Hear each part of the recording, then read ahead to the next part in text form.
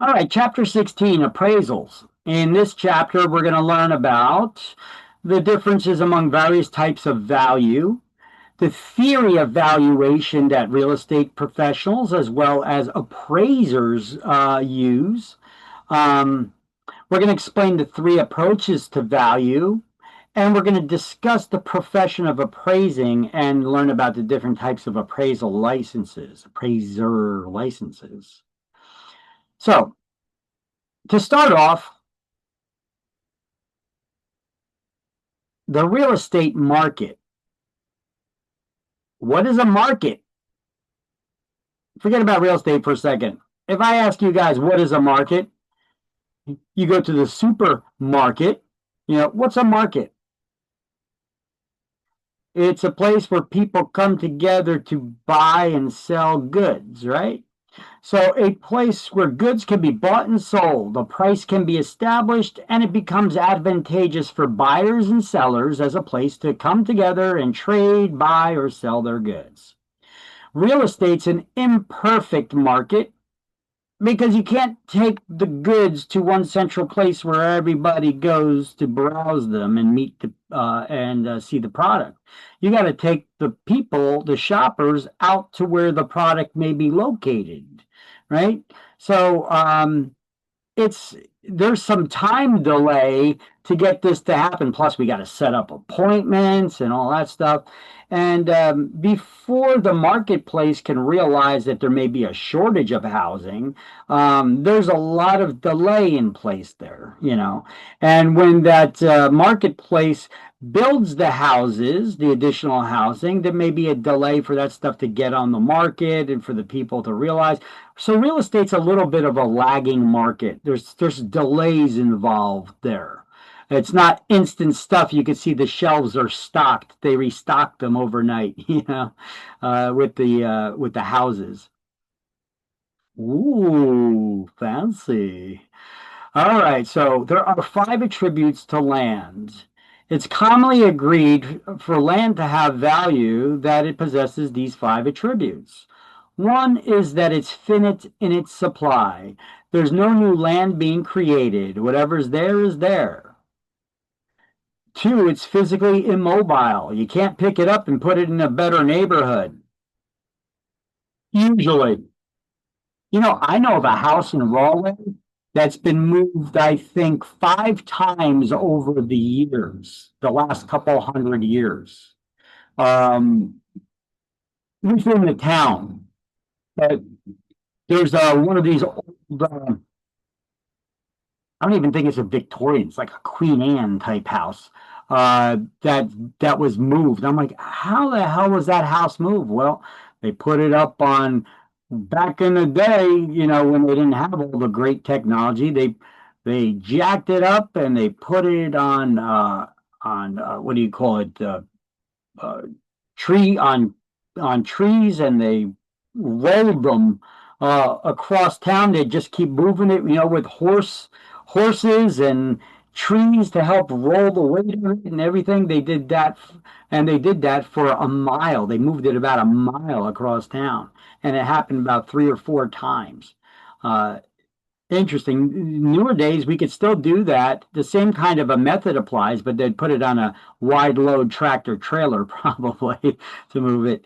But it's usually not. Usually, you don't see people moving houses, you know, especially that big of a house.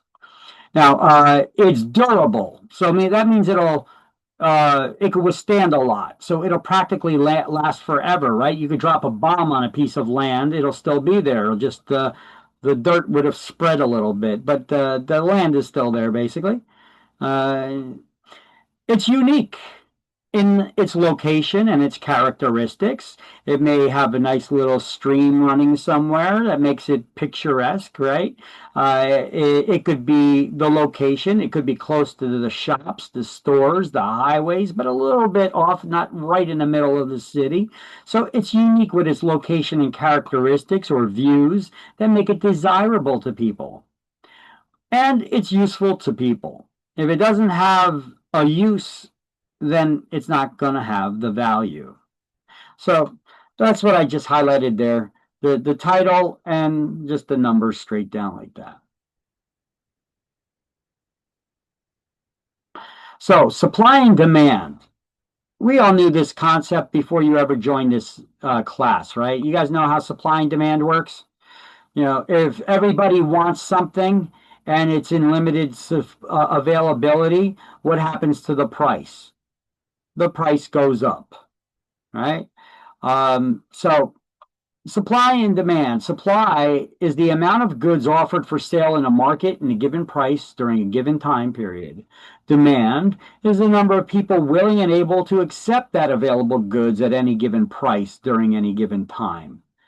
And when supply increases, prices will drop. And when demand increases, prices will rise. So the supply and demand, this principle states that the value of a property increases if the supply of such property decreases and the demand for it either increases or remains constant. And the opposite is true. That's what vice versa means. And vice versa. The opposite is true.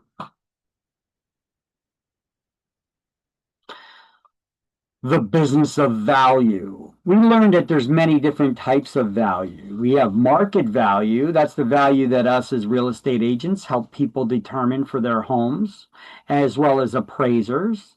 And then there's the value that the tax man uses to determine what your property taxes are going to be, right? That's the assessed value. But the word value means 100%. Anytime we're talking about value, we're talking about all of it. So value can be described as the present worth of future benefits. Okay. Value does not remain the same over time. It varies with the market changes. You know, values fluctuate. They go up, they go down. They go up, they go down. So here's a tip for you guys to learn how to value properties and sharpen those skills. Because even though your brokers will probably try to teach you, they may not be great at valuing properties themselves. So you could take this class from Ottawa, the CMA workshop. They teach you how to value a property from an appraiser's perspective, a professionally trained appraiser's perspective. And they give you some tools and resources for that too.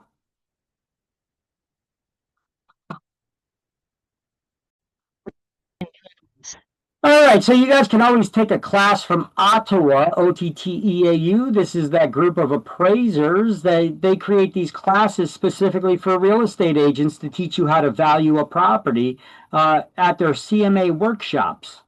Or you could sign up for their seasonal workshops, which give you, 4 seasons. We got a workshop for each of the seasons. They tell you what the changes are in the economy and the marketplace and what to expect in the future in the various regions throughout the state of New Jersey. Very valuable class to take. Both of these give CE credits to you, and if you sign up to their they got a service you could sign up to. And if you sign up to it, you could get all of their workshops and stuff at a discounted rate. And you could get invited to events and training events that nobody else goes to. And they give you all kinds of materials to help you value properties. And they send you newsletters on a regular monthly basis for most of the municipalities in New Jersey. So it's a good way to stay in the know as a real estate agent. All right, so real estate values during tax time. The owner looks at their property like this during tax time. Buyers look at it like this, real estate agents like this, and the tax man looks at it like that. When it comes time to sell it, all of a sudden the seller switches place with the tax man, right? That they want to get this much money for their house now. Okay. So value can be described as the present worth of future benefits arising from the ownership of real property. So let's highlight that. That's a weird explanation, but you may see it worded that way on exam, school exam, hint, hint.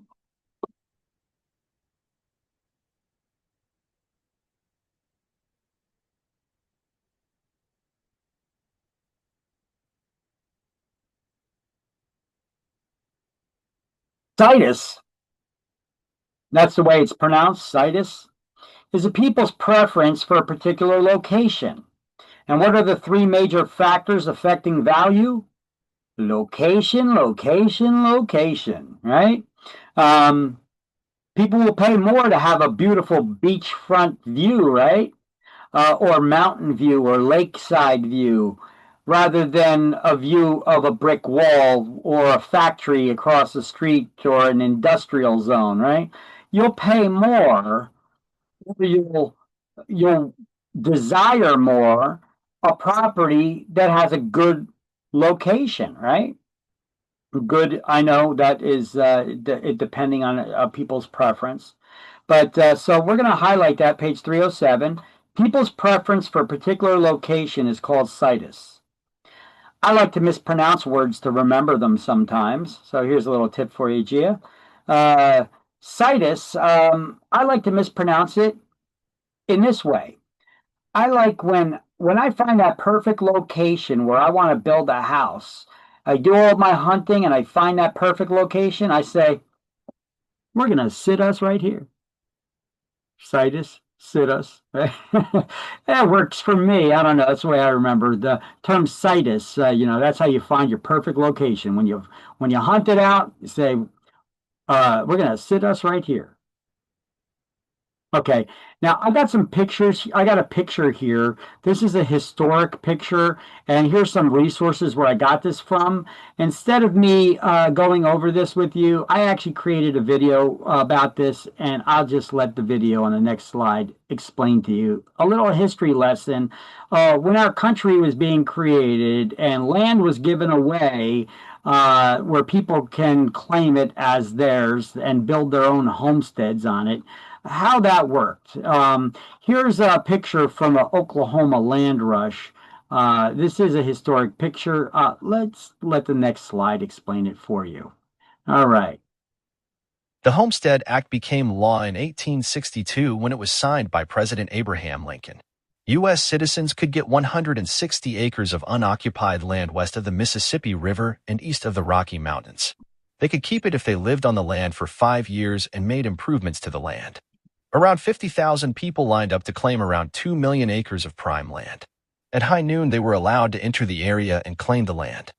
This is an actual photo from that day courtesy of the McClenny Family Picture Album.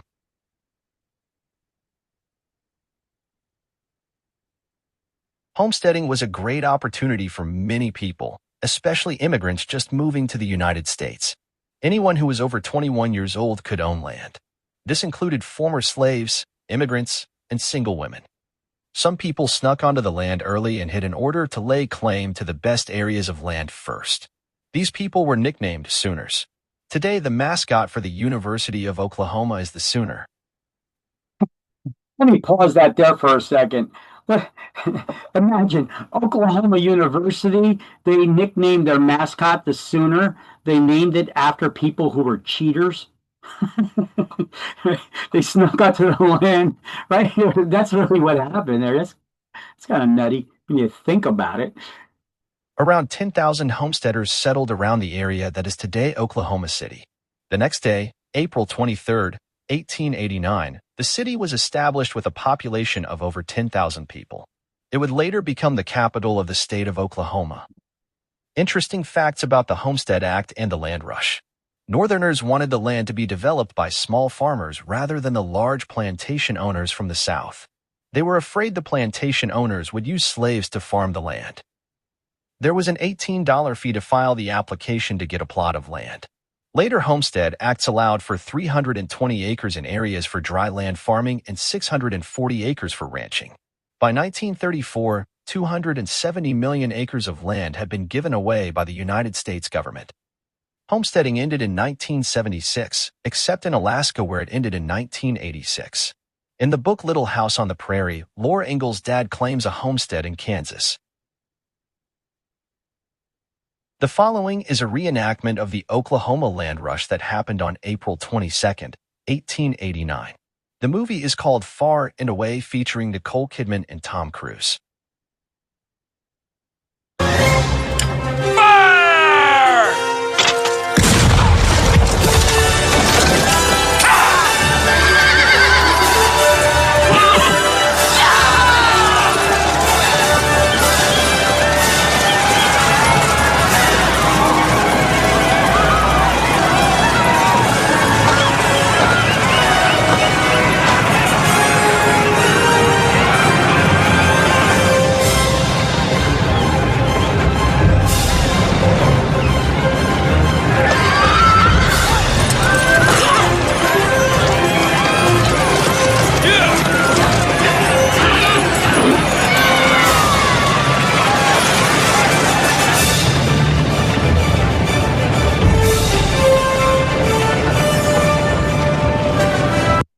was a madhouse, right? It was a race.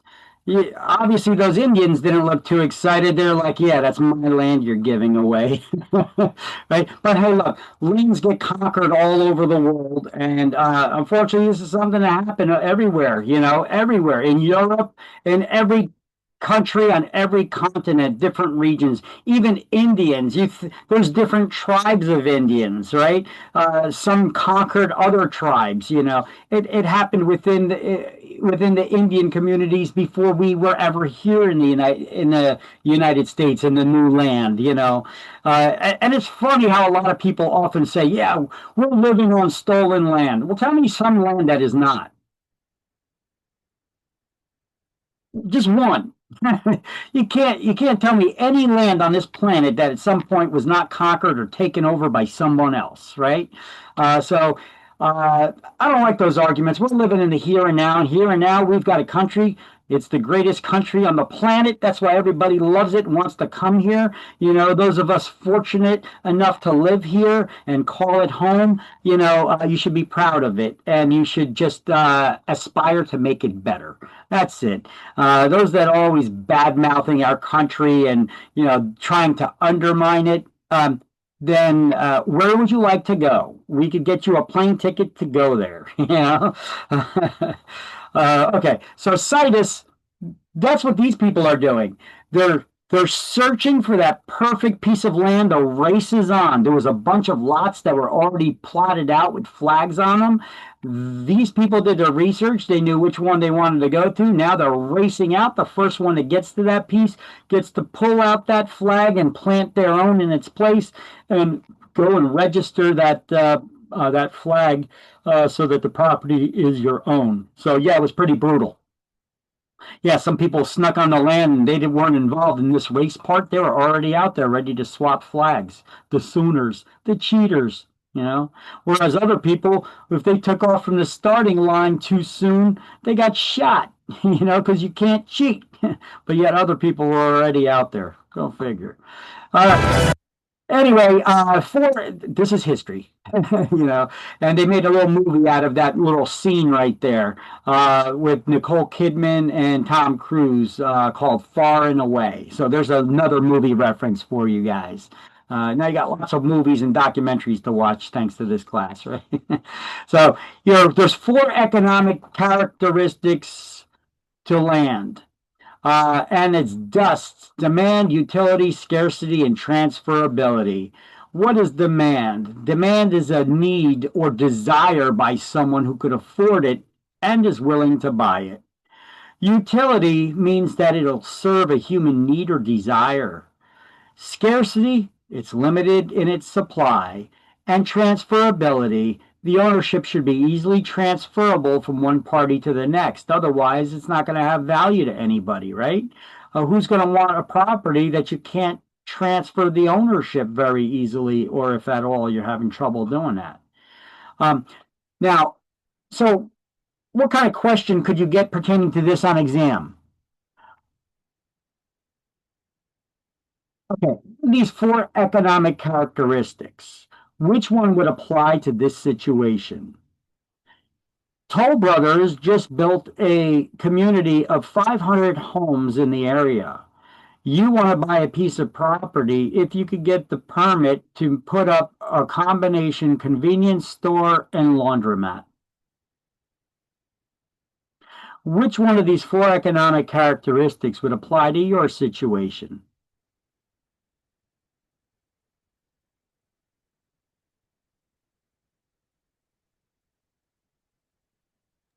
Utility? It is utility. You figure Toll Brothers just put up 500 new homes in the area. You think those people are going to need a washing machine and a convenience store? Oh, yeah. So serving that human need or desire is going to be essential. So, yeah, it's utility. Mhm. All right. So, what is an appraisal? It's a unbiased estimate or opinion of value done by uh, based on supportable evidence using approved methods by somebody who is licensed called an appraiser. So appraising is the profession that requires licensing.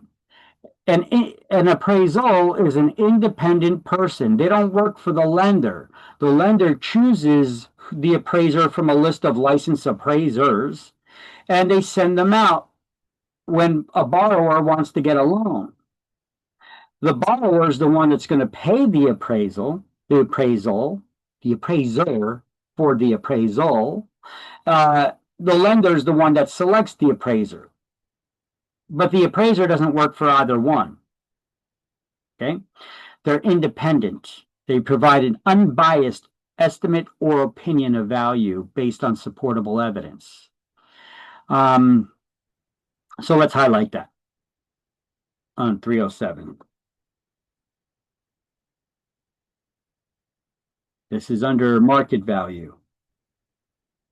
Appraisal is an estimate of market value, and appraisal is an estimate or opinion of value based on supportable evidence and approved methods. An appraiser is an independent person trained to provide an unbiased estimate of value.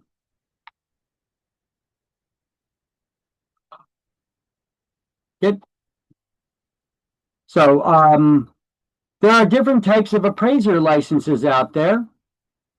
First, you got to start off as a apprentice trainee. This is actually from page 320, by the way. An apprentice trainee, after they take a 90-hour appraisal course and pass an exam, they get to be somebody's gopher, become an apprentice. Then they could work towards becoming a licensed residential appraiser. For that, they'd have to complete an additional 150 hours of classroom hours and have experience as an apprentice trainee in no fewer than 2,000 hours of experience in no fewer than 12 months. So you got to be an apprentice trainee for at least a year and have 2,000 hours of experience in order to go back to school, take another 150-hour course to become a licensed residential appraiser. And then licensed residential appraisers are limited to appraising residential properties valued only up to $1 million. Now, if you want to be a certified residential appraiser, you have to have a degree. This was some politician decided after all those mortgage meltdowns and stuff like that. Some politician decided to step in and be like,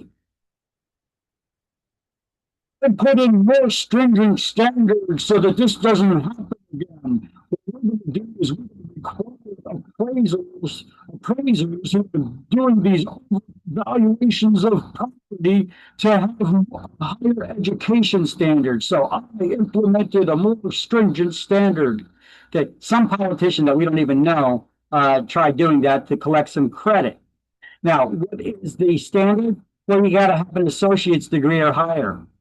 An associate's degree in what? Gender studies? Yeah, it doesn't say. It could be in anything.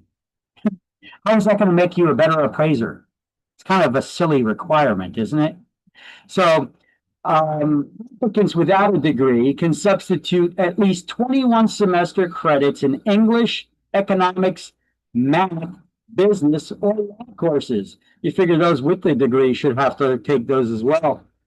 The student must also complete 200 hours in approved appraisal courses, an additional 200 hours, and 2,500 hours of experience in not less than 24 months as a residential appraiser and apprentice trainee.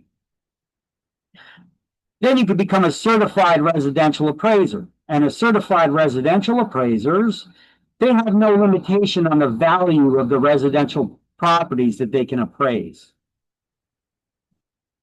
Okay, so apprentice trainees and licensed appraisers, they could appraise residential property only up to $1 million. Certified residential appraisers or certified general appraisers can appraise properties over $1 million. The certified residential appraiser can only appraise residential properties unless they're working under a certified general appraiser. A certified general appraiser can appraise residential and commercial properties, and there's no cap on the amount, the value. Now, to become a certified general appraiser, you got to have a bachelor's degree or higher. And an applicant without a degree can substitute 30 semester hours in previously mentioned courses, as well as 2 elective courses in accounting, geography, or AG economics, business management, or real estate. In addition to 300 hours of approved appraisal courses are required, and an apprenticeship of 3,000 hours of experience over a period of 2.5 hours, 2.5 years or more. At least half of that time, 1,500 hours, should be on non-residential property appraisals. And unlike residential appraisers, certified general appraisers have no monetary caps on the limitations of the types of properties they get appraised. In any case, all the different types of appraiser licenses require them to take a 15-hour national USPAP course. That stands for Uniform Standards of Professional Appraisal Practice. We as real estate agents follow the Realtors Code of Ethics. They follow the Uniform Standard of Professional Appraisal Practice. Okay? So on your exams, on your state exams, you're going to get a question about USPAP or MAI.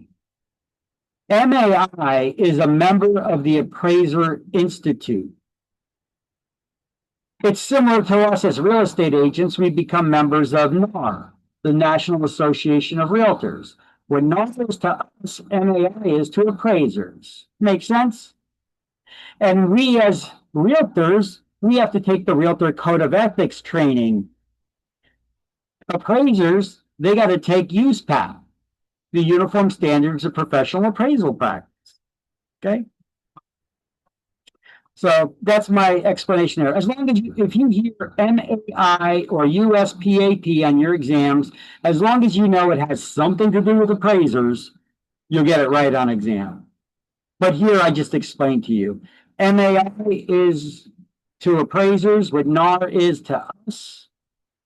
And USPAP is to appraisers what the Realtors Code of Ethics training is to us.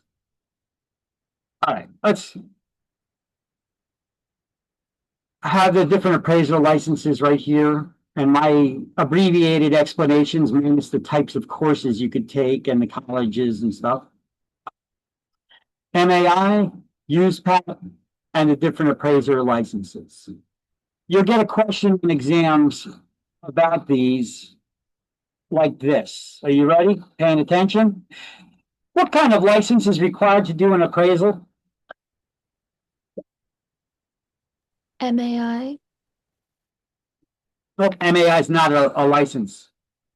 MAI is your membership in an organization. Like we become members of National Association of Realtors, appraisers become members of the Appraisal Institute. So it's not going to be that. Okay. We just went over the 4 types of appraiser licenses. So what kind of license is required to do an appraisal?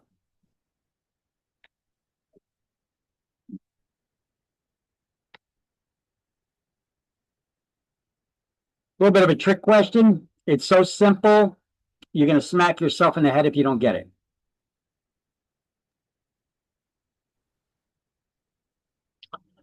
Once again, what kind of license is required to do an appraisal? See, if I asked it in a different way, you'll get it instantly. Apprentice. Let me ask it in the other way. Who can do an appraisal? Appraiser. So what kind of license is required? An appraiser's license. Okay. Duh, right? I told you, duh. It's one of those simple, stupid questions that it's right in front of your face that it's so obvious that you're overlooking it. Okay. Especially since I just went over 4 different types of appraiser licenses, and now you're like, oh, which one is it? Which one is it? You know, I just asked a general question. What kind of license is required to do an appraisal? I didn't say even what kind. An appraiser's license, of course, silly. Right? So that's you could get a question like that on exam. So just be cautious on how they word it. Now, if they ask it this way, what kind of appraiser can appraise a property that has 50% of it is residential and the other half is storefronts?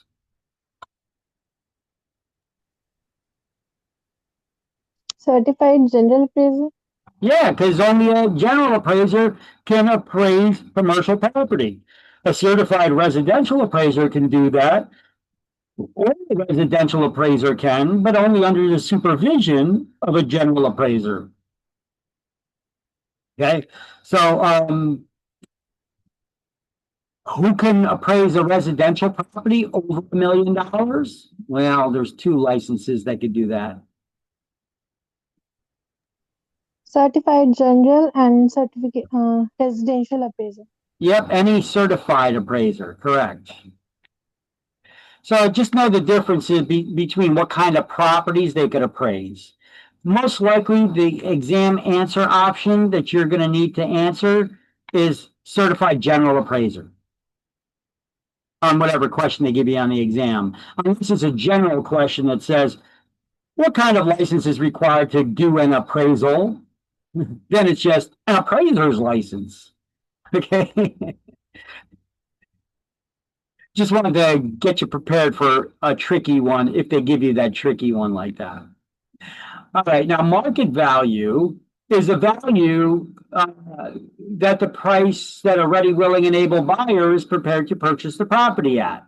So market values are set by the buying public, right? Now, we as real estate agents, as well as appraisers, help people determine market value. How do we determine market value then?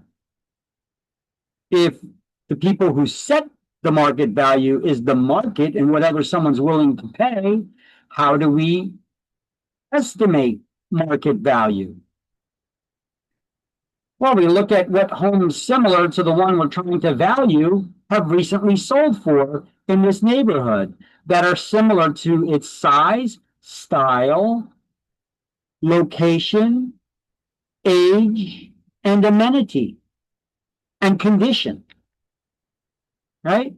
And then because 2 houses are not exactly alike usually, we're going to have to make adjustments for those differences. The key is knowing how to make those adjustments. I showed you guys a guide from the Ottawa class that you can take, that they give you a price adjustment guide.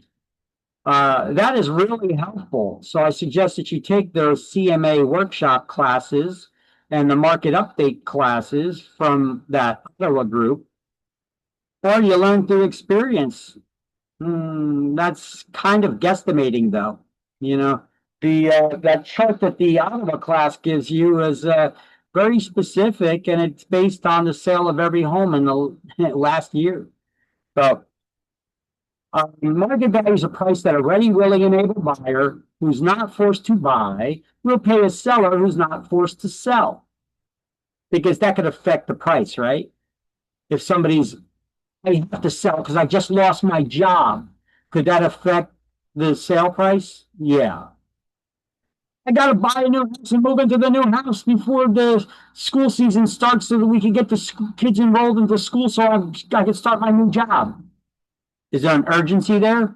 You think that person may be willing to pay a little bit more than normal? So is that a true reflection of market value? No.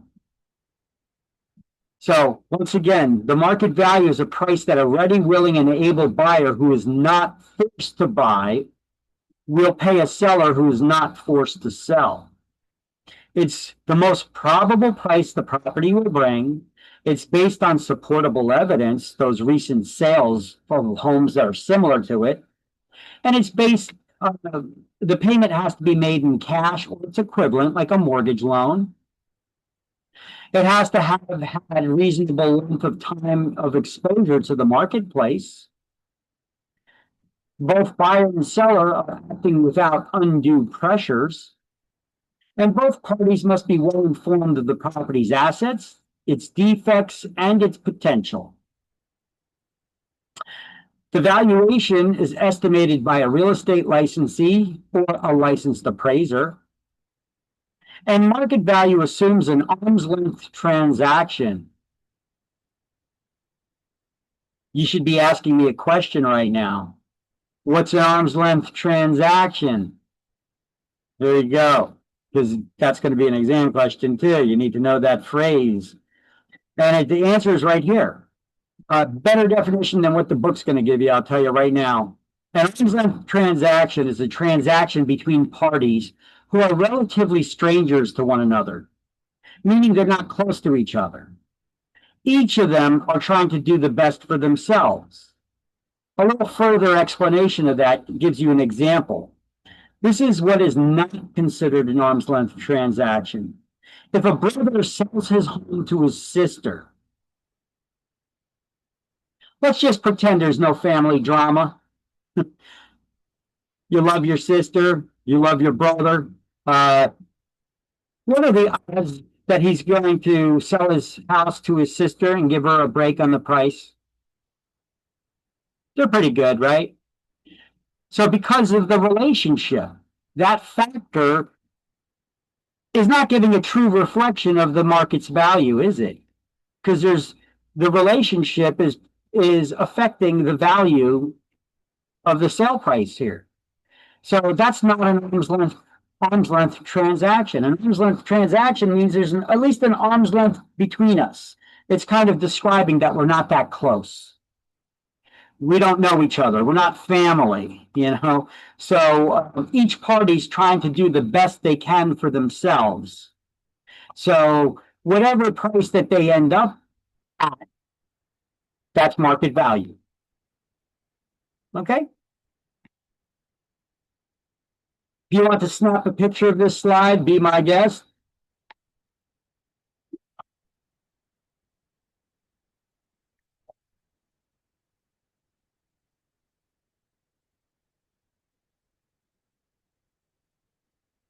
Okay?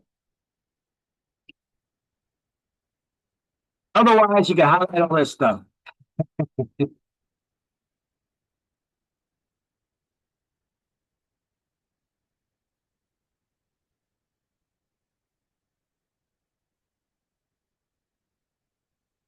Now down here, we didn't go over this one yet, market price. That'll be on the next slide. But either way, I could tell you what it is now.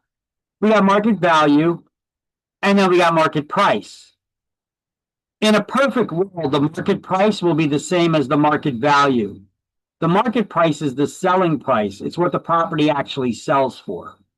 The market value is an estimate or opinion of value based on supportable evidence of recently sold similar properties.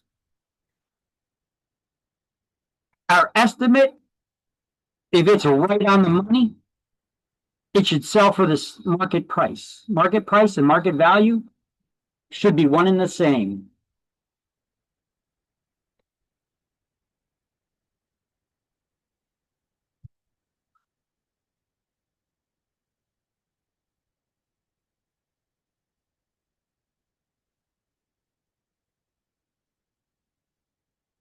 Let me know when you guys got it. Good. Now, cost relates to the past. How much did you buy that for? How much did it cost you? Cost relates to the past. Price relates to the present. How much you want for that? And value relates to the future. How much you could sell for, how much can you sell it for? So market value is an estimate based on an analysis of comparable sales, based on solid data, the evidence, to calculate the projected sale price, the current value. So the market price is the selling price. In a perfect world, the market value and the market price are one and the same. It's what the property actually sells for, the eventual selling price. Cost is the total fee to construct and make improvements. It has little to do with the current value. Cost relates to the past, and buyers don't care how much it costs you to do an improvement. They care about how much it's worth today, right? Do you care how much it costs that person to put that in-ground pool in? Is that what you're going to pay them because that's how much it costs them? I already told you, you could see that based on that report that, does having an in-ground pool increase the value of the property? Sure it does. But does it increase it enough where you recoup the entire investment? No, it does not. So not all improvements pay for themselves. So the costs has little to do with the actual value, unless it's new construction, and even then you got to be careful. I've seen builders go overboard and ran themselves out of business because they weren't able to sell the property because they went overboard with their improvements. So cost does not equal market value. It has little to do with it. Now we're going to be talking about, oh wait, we're not there yet, talking about the theories and stuff, but either way, the highest and best use, what is that? It's the most profitable current use of that property, or a use that's going to be most in demand in the reasonably near future. That's the highest and best use of a property. Which is the highest and best use of a piece of land? A parking lot or a parking garage?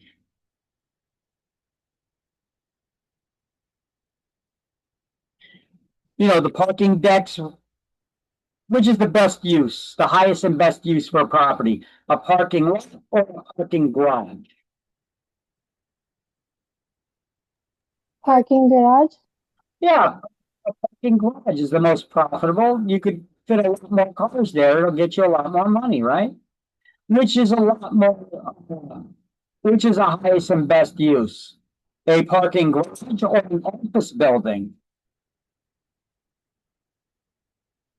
It doesn't matter if it's New York City. It's always going to be the office building. You'll get more money from the rents from that. Now, amenity. These are tangible or intangible benefits to the property.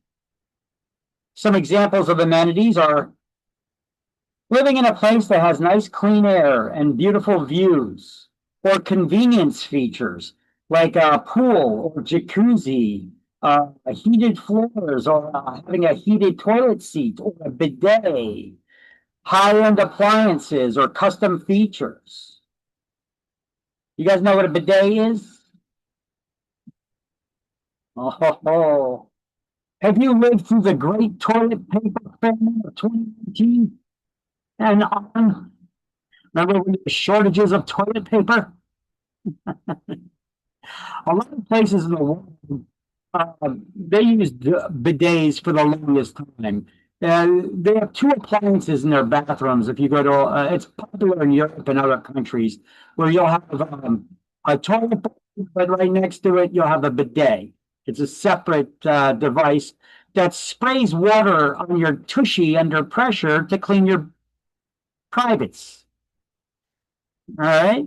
Do you know that you could get a bidet adapter to turn your toilet into a combination toilet and bidet?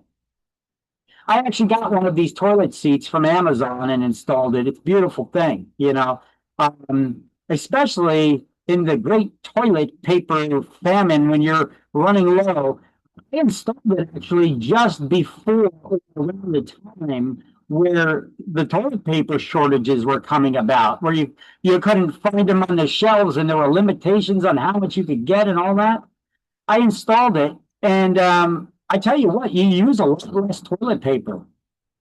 You know, uh, you spray your butt clean with the water, and then you wipe it with the toilet paper. You know, it saves you a lot. It saves you a lot of toilet paper, believe it or not. It's like going in the shower afterwards. You know, and no, the water's coming from a clean source. Okay, it's not coming from the bottom. It's coming from a clean source. All right. So that's what a bidet is. It is a feature. It is a benefit. It is a luxury item. Okay. Um, in Europe and other countries, it's like a common thing. It's not like a luxury item. Here it is. It's an amenity. All right. Um, Substitution is the value set by the cost of purchasing a similar substitute property. It's a value set by the cost of purchasing a similar substitute property. So if you have two homes at the same location with all the same attributes, they're exactly the same, the less expensive one sells first. Why? Because no one will pay more when the same thing can be had for less. It's common sense, right? So here, let's do some highlights and then we'll get an example on the slide for that explaining substitution. Yeah, I would write this in the book too, here in the margin. Cost relates to the past, price relates to the present, value relates to the future. And then do these highlights. And then let me know and I'll change the slot.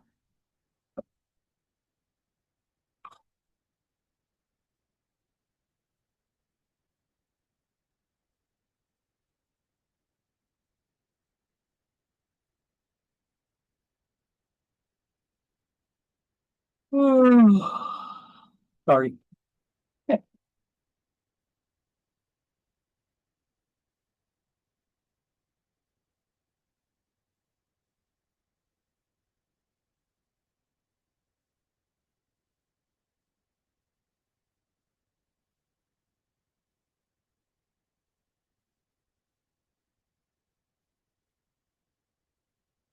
I got it.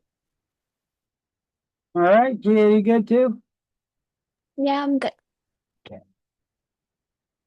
Here's a good visual for substitution. You have three houses, property 1, 2, and 3.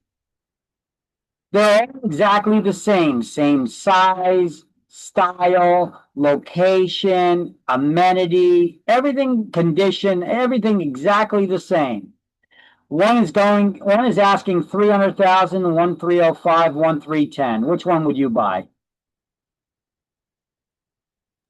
300. First one. All right, so both of you agree to that. So as you could see, more than one person has that train of thought. So guess what? You got beat out on it. One of you beat the other one to it. So now which one would you buy? Second one. The second one. Once again, why are we doing that? Because it's cheaper, right? But substitution, what does that theory say? It's a price that's set by the cost of purchasing another similar substitute property. So it's actually driving up the value, even though it's cheaper than another property. It's driving up the value. Why? Because somebody bought the cheaper one and forcing you now to buy the more expensive one, right? And guess what? Somebody beat you to that one too. Now which one? Now this is a good segue to supply and demand, because now there's only one property left and the demand is obviously there, but the product is limited, right? Where we have a decreasing amount of the product left, but the demand remains constant or increases. Then what is that going to do to the price? You think this one's going to go for 310, or you think we're going to have a little bidding war? You know, so it'll probably go for more than 310. because people are going to catch on. Wow, I already missed out on two houses. I better promote this one, so I don't get beat out on this one. It's the last one, right? That's supply and demand. So substitution, good segue to supply and demand. And there's that definition again for supply and demand. The value of the property increases if the supply decreases and the demand increases or remains constant. And the opposite is true, vice versa. Conformity. So these are some of the principles of value. We're talking about the theory now that appraisers and real estate agents should take into consideration when valuing properties. Conformity. Property values tend to stabilize if they're conforming to the neighborhood of what's around them, right? If you put up a residential property in the middle of an industrial area, is the value going to be there for your residential property? No, right? It's non-conforming to the area. That's kind of an extreme example, even though I know of one like that that had sold in down the street from my school. The property should conform to the neighborhoods to maintain value. Look, even condominium complexes have rules, HOA rules, that they don't want you painting the door weird color or putting weird decorations out there that aren't approved by the board, because they want to make sure everything stays uniform. Because with conformity, we have conformity. It's conforming to the neighborhood, and its values stabilize and maintain a lot better. Non-conforming structures usually don't maintain value as well, you know. The same thing about like having the best house on the block. You never want to have the best house on the block. You know, a lot of people want to have the best house on the block, but you really don't, because you'll never get all your money back for it. You know, it pays. Do you want to have a mansion in the middle of a middle class poor neighborhood? No, you're never going to get your money back for that. You know, who's going to want to buy it in that area? You know, it's going to be difficult to sell and get all that money back. So that non-conforming property does not pay. Regression is when values drop because the neighborhood around you is falling apart. But what if you maintained your house? Your house is beautiful. You're out there with a pair of scissors trimming the lawn and landscaping. You're meticulous with your outdoor curb appeal and the landscaping. Your home is beautiful inside and out. But yet the whole neighborhood around you is falling apart. Homes are getting boarded up and all that. Is it going to affect the value of your house? Sure enough. A good example of this is a saying that all ships rise with the tide and all ships fall with the tide. You know, all ships float on the water, right? So when the tide goes in, they drop.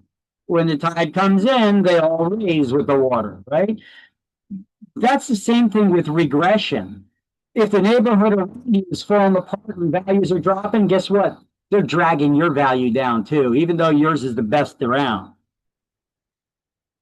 Progression is the same theory. All ships rise with the water. Progression. Value increases when the neighboring properties around you increase. So all the homeowners around you, they're fixing up their homes. They're building them up to make mansions all around you. But yet, you know what? You're letting your house fall apart. Your house is the biggest crap hole around. You know, it's rotting. You know, be careful on that step. It may break if you step in the wrong place, you know. Is your property's value increasing though? Yeah, because all ships rise with the tide, right? So because your neighborhood is in demand and everybody's building it up, even the crappiest of homes, the values on them will increase. So that's the theory of progression. Anticipation. Oh, did you guys hear what they're building down the street from my house? Did you hear what they're going to be putting in over there? That's anticipation. They're not putting nothing there. That's anticipation. You know, when people think that something's going to happen, it could cause them to start reacting. It's a little bit of a gamble, though, because you're not 100% sure. So, in anticipation of something happening in the area, whether it's positive or negative, it could affect the values of the properties in that general area. New industry moving in or out, improvements proposed, market changes, but it's basically gambling. I live in Linden. On the other side of Linden, I actually used to own a house over in this area too. There's at the end of Wood Avenue, once you reach the end of the road, now you start going into like it's a commercial area of land that used to be a factory for something or other. Nothing's there anymore. They were proposing putting in a NASCAR racetrack down there. Now, you don't need to be a follower or a NASCAR fan to know that NASCAR fans love racing. They're watching cars go in circles on a racetrack, and they get really excited when they crash. We know this, right? So they're really into that sport. So if you look around the country, any place in the country where there's a NASCAR racetrack, the values of the properties around that area, they shoot up through the roof. Hotels, restaurants, stores get huge economic booms. They get booked out for a year in advance before a race because they know that those fans are going to move to the area. So the values of those properties go up because of that. So in Linden, when they proposed putting in a NASCAR racetrack there, what do you think happened to the marshland that's a flood zone all around it? It's a flood zone. Previously, worthless property, you couldn't give it away. Now all of a sudden people are fighting over the land over there. Okay. Even I got in on it. Not that I bought land. What I did is I found out what the NASCAR, what they were going to name the racetrack, and I bought the domain name. Guess who's the proud owner of LibertySpeedway.com? That's what they were going to name it in Linden, Liberty Speedway. So I bought the domain name in anticipation. So I bought non-physical real estate. So, but even I got caught into it a bit in anticipation. But the developer got all the approvals from the city council. They obtained the financing. They got all the approvals that they needed from the state as well. However, they couldn't get NASCAR to sanction one race there. So what do you call a NASCAR racetrack that has no NASCAR races? It's simply a racetrack, and therefore does not draw crowds. So they scrapped the whole plan. Look, here's that proposal from the history. Well, Linden actually has a lot of history with racing, which I never knew until I looked this up. The airport itself was actually one of the sites of the first NASCAR races. I thought that was always something that happened down in the South, the deep South of the country. Those people were all into the racing down in the South, right? All the rednecks, right? With the South. But actually, look here, 1949, one of the first NASCAR racetracks actually happened here at Linden Airport. They turned the airport into a racetrack. All right. Look, there's the actual picture, Linden Airport. You got the racetrack with the stands and the bleachers. Look at them. Yeah, time flies. That was the winner there.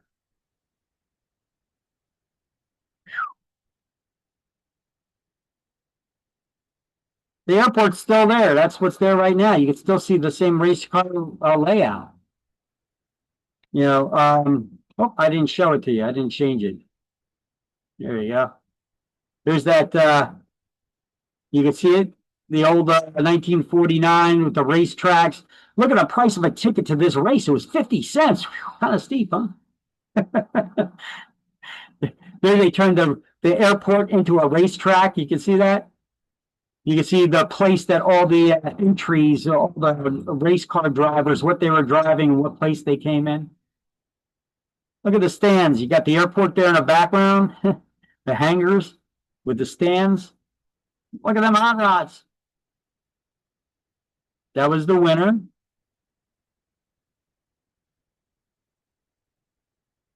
These were the early years of NASCAR. Actually, happened over there. Who knew it? Let's take a look at this. This is that story that explains it. They were going to put in a 400. What did they get approval for? A 100,000 seat grandstand expandable to 140,000 seats with a .92 mile speedway in accordance with NASCAR regulations, a 400,000 square foot entertainment center, a 20-story hotel and conference center was going to be built. The developer was Morton Salkind, who has included a number of celebrities and political connected people on the project, like Paul Newman, he's long dead now, race car driver Mario Andretti, and a political operative that you sometimes see on the news every now and then. He used to be in it all the time, James Carville. Okay, but either way, when it boiled down to it, they got all the approvals that they needed for this $401 million proposed project, approved by the city council members, but the problem was NASCAR itself. They didn't approve it, the race, even though the racetrack, one race for that racetrack. You know, the closest raceway to this is in the Poconos and Dover International Speedway. So this would be a pretty good location for a NASCAR racetrack, but NASCAR didn't carve out one race for it, so therefore they scrapped the project. So all those people who bought properties around it in the area in anticipation, and they gambled on this project getting built, they lost on their gamble. They lost on their bet because NASCAR did not approve this site. All right, so increasing and diminishing returns. What is that? You have a house that has a kitchen. You just bought a house, it's got a kitchen, it's unusable. It needs to be redone. So no matter what money you put into it, you're going to get that money back because in the improvement, because right now it's horrid. It's unusable. So if you start off here, okay, this is how you're starting off with a horrible kitchen that's unusable. Any improvement that you do will increase the value of that property and you'll get all of your money back up to a certain point. There is something called overdoing it. Not everybody needs a 100-bottle wine cooler in their kitchen. Right? So if you start doing all those soft touch drawer features, the 100 wine bottle coolers in the kitchen and stuff. So now up to a certain point, you'll get all your money back, but over that point, your return starts diminishing. You're not going to get all of your money back for all of these extras that you put into it. That's the theory of increasing and diminishing returns. Your return will increase up to a certain point, but now once you start overdoing it over that point, your return starts diminishing. So you got to figure out where that sweet spot is, where to do the improvements up to a certain point, and then, you know, don't go crazy.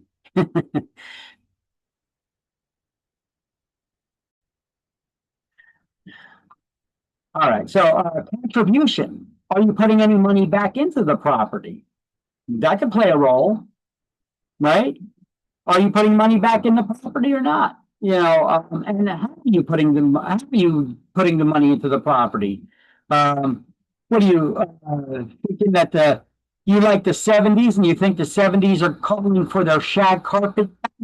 So you start putting shag carpet in all the rooms? Those things are horrible to clean. You know, how are you going to vacuum a shag carpet?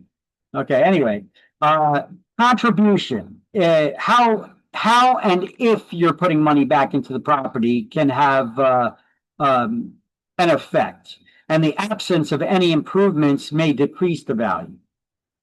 Competition, because we don't just deal with residential properties, there's commercial properties out there too. You know, profits attract competition, but excess profits, they attract ruinous competition.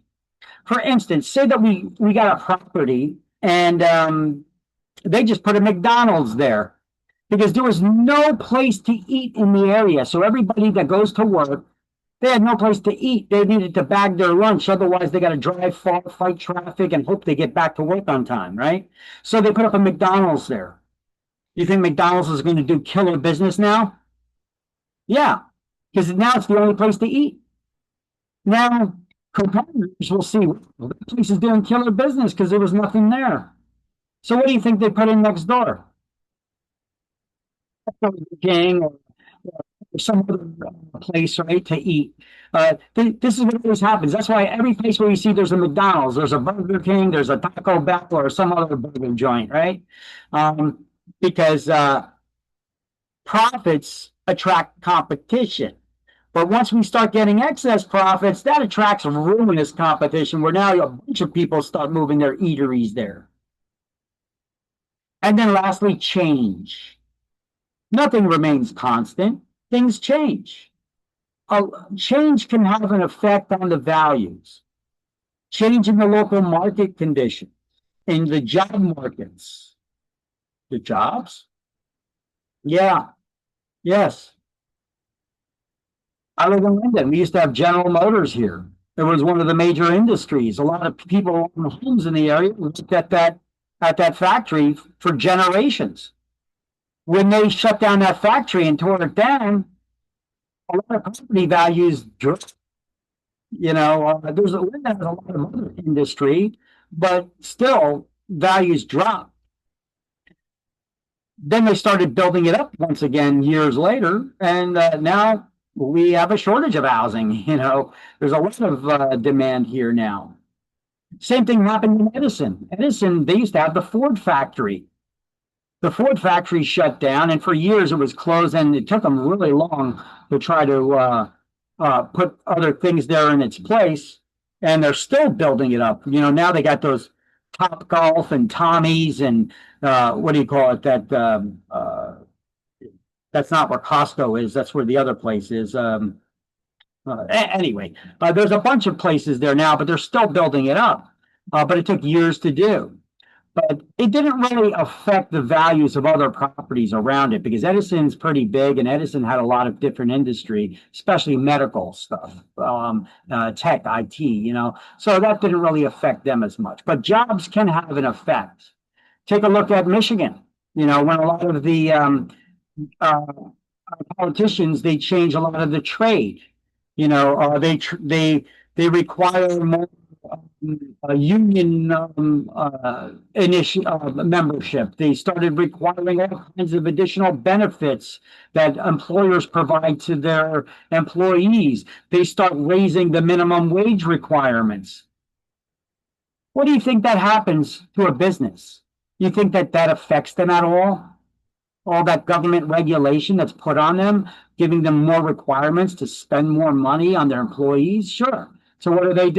They move out of the country. They move over the border to Mexico. Where do you think the big three moved to? They moved to Mexico. Their operations to Mexico, right? What's it? The General Motors, the Dodge and Chrysler, you know, that group, the Ford. They all moved over into Mexico. Their factories. Yeah. So the jobs. What happened to the area there in Michigan? That was Detroit, right? Detroit became a slum. Entire neighborhoods got abandoned. You got gangs that took over homes that were abandoned. They're dealing drugs out of them. And, you know, they took over whole neighborhoods because people just abandoned them. Now, today, you know, some of those factories have come back to the United States. Not in full yet, but some of them have come back already. look, during Trump's last administration that he was in, the first time he was elected, he renegotiated with those manufacturers to bring their operations back to the United States. And he negotiated to give them tax breaks and stuff like other incentives to come back and bring their operations back to the United States. But what ended up happening is Trump's opposition, political opposition, what they did is they started creating new government regulations in that state that kind of made it canceled out any benefits that he gave. So they only partially moved some of their operations back, but it did start to show an improvement.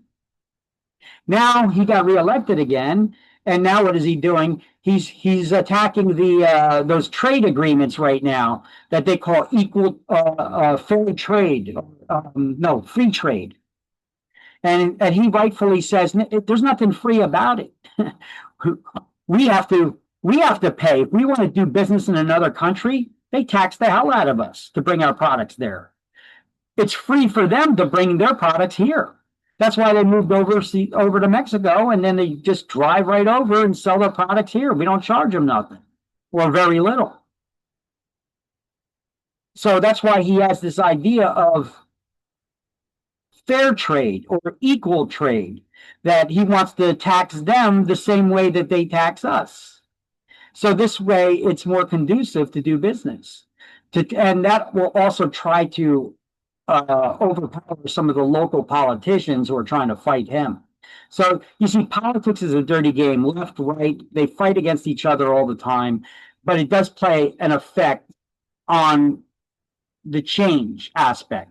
So local market conditions, the job market, the politics, and local regulations, crime rates play a role. Right? Just take a look at what's going on in New York City. We got these, look at what's going on in California. When you have public defenders, or I'm sorry, the prosecutors that drop charges and let criminals go on the street so they're free to commit their crimes, what does it have? What does that have on families? Do they feel safe to live there? No, they move out. You're seeing droves of people moving out of New York City into New Jersey, into Florida, moving from California to New Jersey. So change does play an effect. The crime rates, property taxes, you have high taxed areas, even though our taxes are extremely high in New Jersey, if you were to compare them to California or New York, price-wise, it's still cheaper. So that's why those people are moving here to New Jersey. Improvements, contamination, industry, weather, flood zones, the remapping of flood zones, and the local economy, of course. All of these things are subject to change, and any kind of change like that can affect the values of the real estate in those areas. So we need to be aware of that, the things that change in the market. And if you take that Ottawa class I was telling you about, the appraisers, you notice that they have a lot of statistics, and they actually nail down what specifically has changed, that, or what change is coming and how it could affect our local real estate market. If you want to know and have a heads up of what's going to happen so that you could adjust your marketing and your business plan, it's really important to have the understanding of that. You guys know that New Jersey is actually going to becoming the new Hollywood. You guys aware of that? You know that Netflix is creating film studios here in New Jersey. They're moving from California to New Jersey. They actually already bought the land. The governor sold a former military base to Netflix.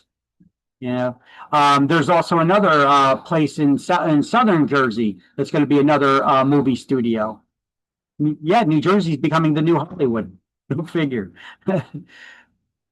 Change, right?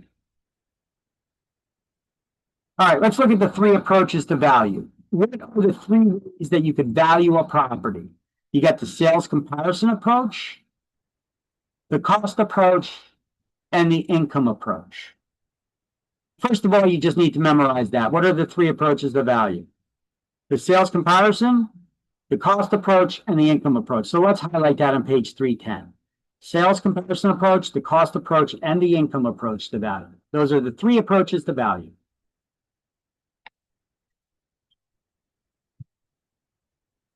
We're going to go over each one so you know what the difference is.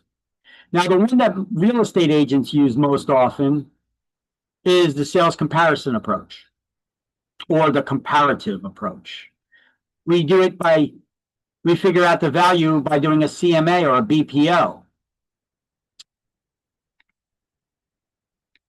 Or you can get an appraiser that does an appraisal using the sales comparison approach. It's most often used for residential properties. The cost approach is used for pricing special purpose, unique, and one-of-a-kind type buildings. And the income approach is used for determining the value of properties that generate income.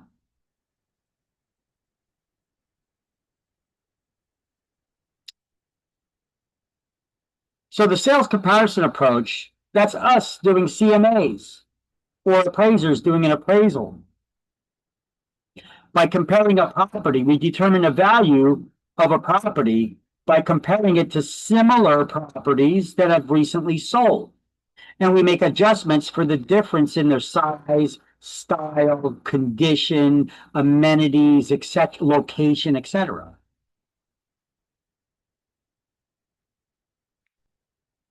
Now, those properties we compare them to, we call them comparables, or for short, comps. Make sense? The property we're trying to determine the value for, we'll refer to that as the subject property. It's the subject of the appraisal or valuation. Everybody got that highlighted?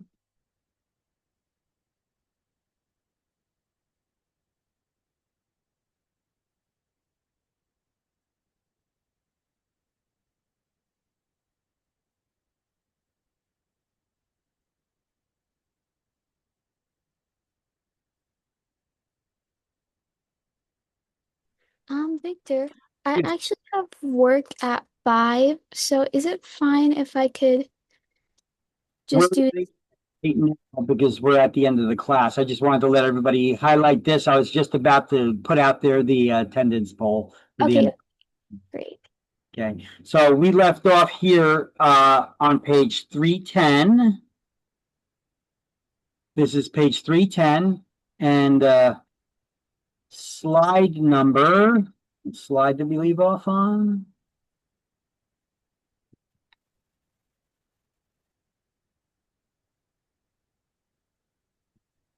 Slide number 29, page 310. All right, this is where we left off. So let me go to the Zoom controls here and throw out there let me stop the recording.